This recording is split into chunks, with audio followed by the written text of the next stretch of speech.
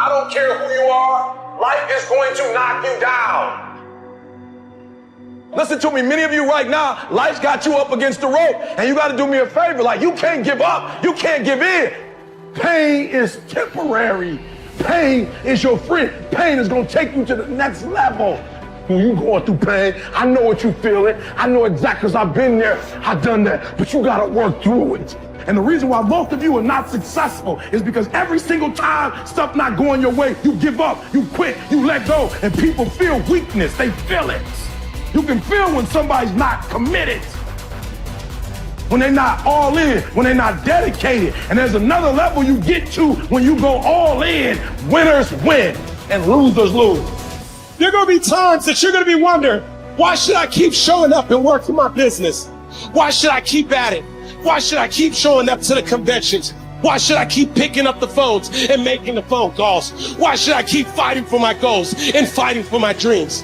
And what I want to remind you is that you got to show up for your life regardless of the circumstances. You got to show up in spite of the naysayers. You got to show up in spite of the conversation going on in your mind. You got to show up for your life, because if you don't, nobody else will. If you want unreasonable results in your life, you've got to be willing to be unreasonable. Part of being unreasonable, you don't judge according to appearances. Part of being unreasonable, you can see it because you believe it. You must have the faith to call forth those things that be not as though they were.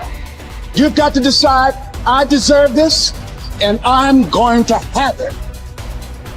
You've got to say yes to your life. You've got to say yes. Yes to my dreams. Yes to me. Yes, I can make it. Yes, I can. Doesn't matter how many failures I've made. Doesn't matter how many mistakes I've endured. Doesn't matter about my defeats. Doesn't matter about what I've done. Yes, yes. I don't care about the fact I'm in a hole now. Doesn't matter about where I am.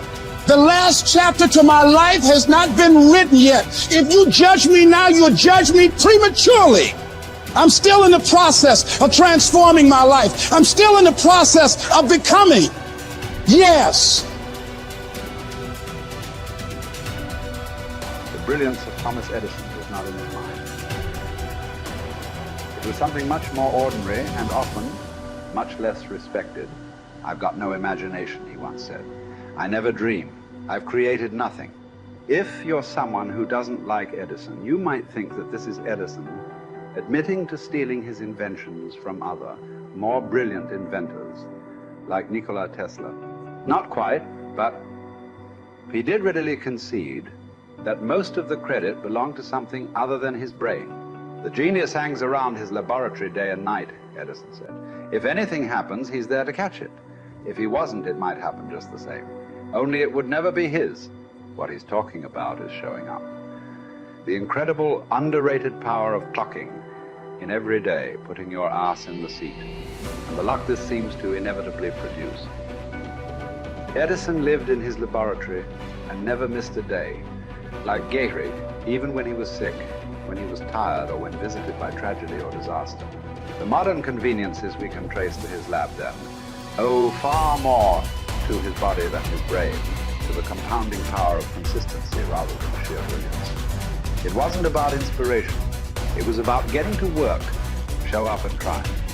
Get on the treadmill, pick up the violin, script out some sequence, reach out to some clients, read some reports, lift a couple weights, jog 1 mile, cross one thing off the to-do list, chase down a lead.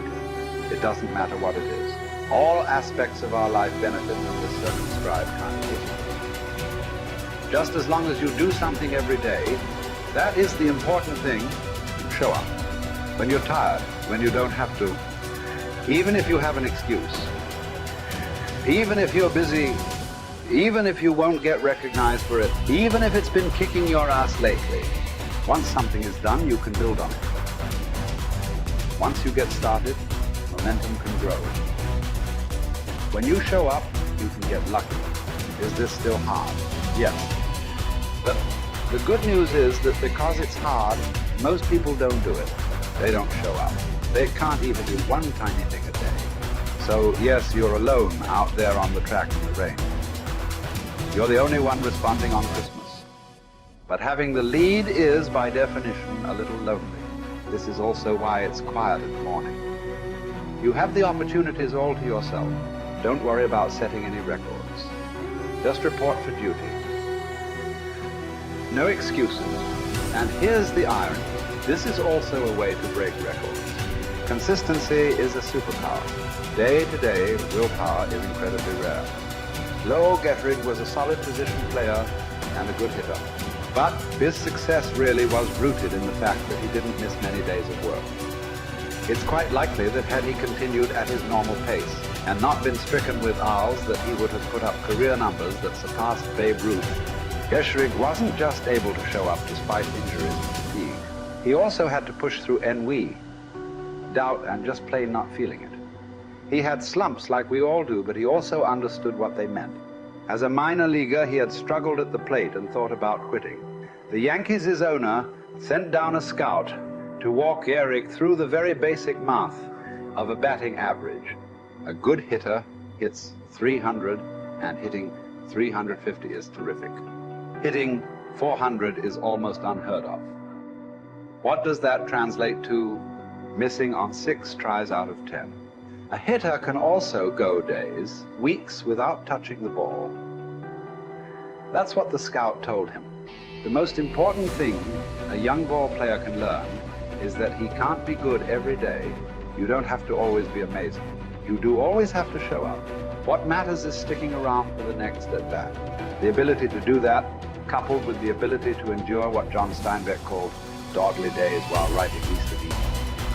Those days when everything seems out of whack, when you're just not feeling it, when the distractions won't stop, is the first step to greatness. Literally. You cannot be great without the self-discipline to do that. One thing a day adds up. Each day adds up.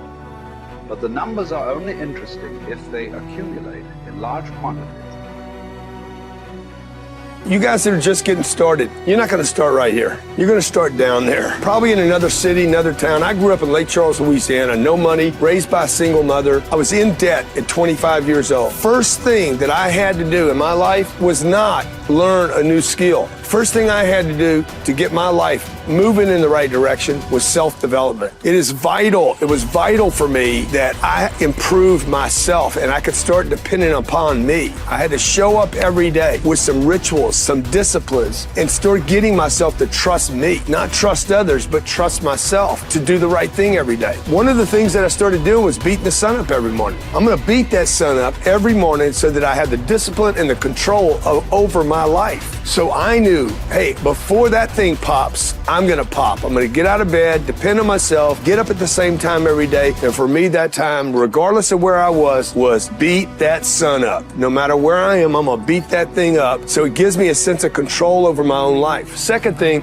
I had to start cleaning up my life and my friends and my environment. When I was younger, between 15 and 25, I was doing crazy stuff in my life. Wasting my weekends. I had the saying, weekends are for the weak. I was drinking, fooling around with a bunch of bad things, bad people. At 25 years old, I cleaned it all up. Quit going to those places. Quit hanging out with people that did not have ethics and discipline in their life. I wanted to build something in my life. I wanted to become someone. And to do that, to become someone in the eyes of the world, just beating that sun up every morning gives me the sense of accomplishment that I did what I said I was going to do, that I woke up when I said I would wake up, and I start building respect for myself, start believing in myself so that I can go out into the world. And maybe today when I go into this meeting that I'm dressed for, they'll believe in me as much as I believe in me, and that'll show up in a contract, a deal, maybe even some money.